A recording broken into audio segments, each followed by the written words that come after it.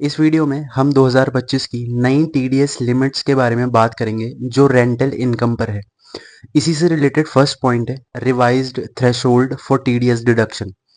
1 अप्रैल 2025 से non individual entities जैसे कंपनियां, फर्म एक्सेट्रा इनके लिए किराए पर टैक्स कटौती टीडीएस की लिमिट में एक इम्पॉर्टेंट चेंज किया गया है। अब यदि मंथली रेंट 50,000 से ज़्यादा है तो टीडीएस लागू होगा। इससे पहले ये लिमिट 2.4 लाख पर ईयर थी। मान लीजिए कि एक कंपनी है एबीसी प्राइवेट लिमिटेड। ये कंपनी एक ऑफिस किराए पे लेती है। पिछले टीडीएस के रूल के अकॉर्डिंग 31 मार्च 2025 तक यदि पूरे साल का किराया 2.4 लाख से ज़्यादा होता है तो कंपनी को टीडीएस कटाना पड़ता। एग्जाम्पल के लिए यदि वे पर मंथ 25,000 किराया देते थे तो पूरे साल में वो किराया 3 लाख होता और इसीलिए उन्हें टीडीएस कटाना पड़ता। यदि वे पर मंथ 15,000 किराया देते थे तो पूरे साल का किराया 1.8 लाख होता और टीडीएस लागू नहीं होता। अब नया रूल क्या कहता है? 1 अप्रैल 2025 से अब मंथली किराए पर ध्यान दिया जाएगा बजाय साल भर के किराए से। यदि कंपनी का मंथली रेंट 50,000 से ज्यादा है तो उन्हें टीडीएस कटाना होगा भले ही पूरे साल का किराया 2.4 लाख से कम हो।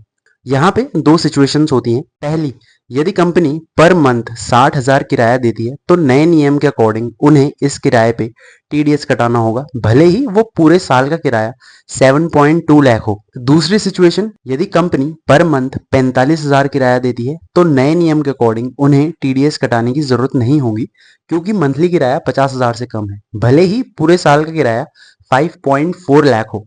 नेक्स्ट और दूसरा पॉइंट है no change for individuals and HUF generally.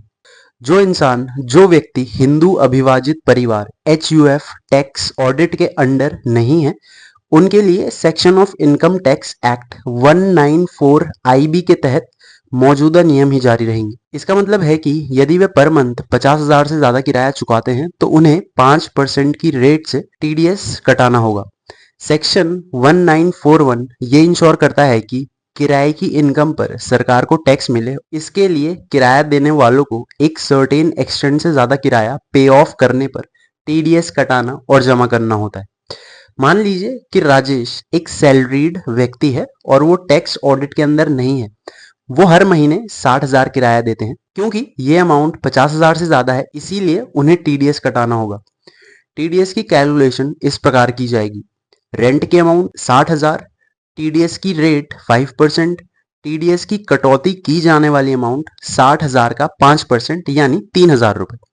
इसीलिए राजेश को मकान मालिक को किराया देते टाइम हर महीने 3,000 टीडीएस के रूप में काटने होंगे। उन्हें इस काटे गए टीडीएस को सरकार के पास जमा करना होगा और फॉर्म 26QC भरकर इसकी जानकारी देनी होगी। ये प्रोसेस उन्हें अपने पैन परमानेंट अकाउंट नंबर का यूज करके करनी होगी और उन्हें tan tax deduction and collection account number लेने की जरूरत नहीं है। एनआरआईज के लिए किराए पे टीडीएस सेक्शन 1941 के अंडर नहीं है बल्कि सेक्शन 195 के अंडर काटा जाता है और इसकी नॉर्मल रेट 30% है। किराया पाने वाला व्यक्ति जिसकी इनकम कम है टीडीएस कम करवाने या माफ करवाने के लिए इनकम टैक्स डिपार्टमेंट को फॉर्म 13 में एप्लीकेशन कर सकता है, आवेदन कर सकता है। यदि डिपार्टमेंट सहमत हो जाता है तो वो पे ऑफ करने वाले को एक सर्टिफिकेट फॉर्म 15AA देंगे जिससे वो कम टीडीएस काटेगा। नेक्स्ट और थर्ड पॉइंट है एप्लीकेबल टीडीएस रेट्स। सेक्शन 1941 के अंडर टीडीएस की रेट्स नॉन पर्सन और टैक्स ऑडिट के लिए रिस्पॉन्सिबल HUFs के लिए लैंड, होम, फर्नीचर या फिटिंग किराए पे 10% बनी हुई है। वहीं प्लांट, मशीनरी या इक्विपमेंट उसके किराए पे ये रेट 2% है। मान लीजिए कि एक कंपनी ने एक ऑफिस स्पेस किराए पे लिया। इस ऑफिस में लैंड, एक कंस्ट्रक्टेड बिल्डिंग, कुछ फर्नीचर और फिटिंग शामिल है। कंपनी हर महीने इस किराए के लिए 70,000 रुपए देती है। क्योंकि ये कंपनी एक नॉन पर्सन एंटिटी है और पॉसिबल टैक्स ऑडिट के लिए रिस्पॉन्सिबल होगी, इसीलिए सेक्शन 1941 के अंडर इस पे टीडीएस लागू होगा। इस मामले में क्योंकि लैंड, एक घर, फर्नीचर और फिटिंग शामिल है इसीलिए इस किराए पे टीडीएस की रेट 10% होगी। हर महीने कंपनी को 70,000 का 10% यानी 7,000 टीडीएस के रूप में काटना होगा। बाकी की बची हुई अमाउंट 63,000 लैंडलॉर्ड को दी जाएगी। कंपनी को इस काटे गए टीडीएस 7,000 को सरकार के पास एक पर्टिकुलर टाइम के अंदर जमा करना होगा और टीडीएस रिटर्न भी फाइल करना होगा। नेक्स्ट और फोर्थ पॉइंट है टैन रिक्वायरमेंट। जो इंस्टीट्यूशंस, जो संस्थाएं जैसे कंपनियां, फर्में एक्सेट्रा, व्यक्ति और हिंदू अभिभाजित परिवार HUF जो टैक्स ऑडिट के लिए रिस्पॉन्सिबल नहीं है, उनके अलावा जो भी बचते हैं वो सेक्शन 1941 के अंडर टीडीएस कटवाने के दायरे में आएंगे। उनके पास एक टैक्स डिडक्शन और tax deduction and collection account number TAN होना जरूरी है। ये 10 डिजिट्स का alpha numeric number TDS return file करने और टीडीएस पे ऑफ करने के लिए जरूरी है। हालांकि जो व्यक्ति HUF सेक्शन 1941B के अंडर टीडीएस काट रहे हैं उन्हें टैन प्राप्त करने की जरूरत नहीं है और वे अपने पैन का यूज कर सकते हैं। मान लीजिए कि एक कंपनी का मंथली रेंट 70,000 रुपए है, क्योंकि कंपनी एक नॉन इंडिविजुअल एंटिटी है और टीडीएस काटने के लिए रिस्पॉन्सिबल है, इसीलिए उन्हें सेक्शन 1941 के अंडर टीडीएस काटना होगा। इस टीडीएस को काटने और सरकार को जमा करने के लिए कंपनी के पास एक TAN होना जरूरी है। वो अपने टैन का यूज करके टीडीएस रिटर्न फाइल करेंगे और टीडीएस का पे ऑफ करेंगे। वहीं दूसरी तरफ यदि कोई सैलरीड एम्प्लॉयड है जिसे अपने मकान मालिक को पर मंथ 60,000 रुपए देने होते हैं रेंट के, तो उन्हें सेक्शन 1941B के अंडर टीडीएस काटना होगा, क्योंकि मंथली रेंट 50,000 से ज्यादा है। इस सिचुएशन में उस बंदे को अलग से टैन लेने की जरूरत नहीं है। वो टीडीएस काट सकते हैं और सरकार को पे ऑफ करने के लिए अपने पैन का यूज कर सकते हैं। उन्हें फॉर्म 26QC भरकर टीडीएस जमा करना होगा, जिसमें वो अपने पैन का डिस्क्रिप्शन देंगे। नेक्स्ट और फिफ्थ पॉइंट है कॉन्सिक्वेंसेस ऑफ नॉन कॉम्प्लियंस। यदि टीडीएस काटने में कोई प्रॉब्लम होती है या काटे गए टीडीएस को जमा करने में देरी होती है तो इस पर इंटरेस्ट और फाइन लग सकता है। यदि टीडीएस काटा नहीं गया है तो उस अमाउंट पर 1% पर मंथ की रेट से इंटरेस्ट लगाया जाएगा।